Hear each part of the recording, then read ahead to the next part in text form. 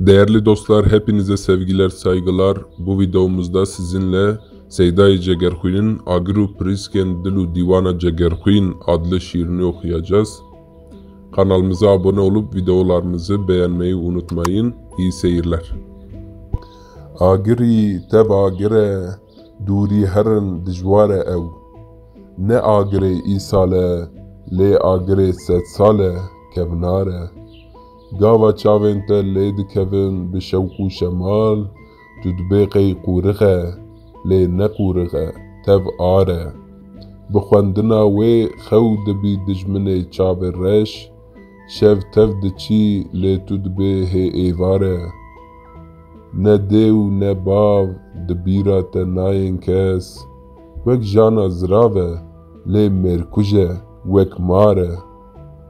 Nexwezî bi wî ku carek lê binêrî bes, şadî dijmin û tim bi qîr û hewar e. Rêça wergirtina taca keyan didî ber te lê, ew rê bi çiyakî bilind ve diçî berwar e.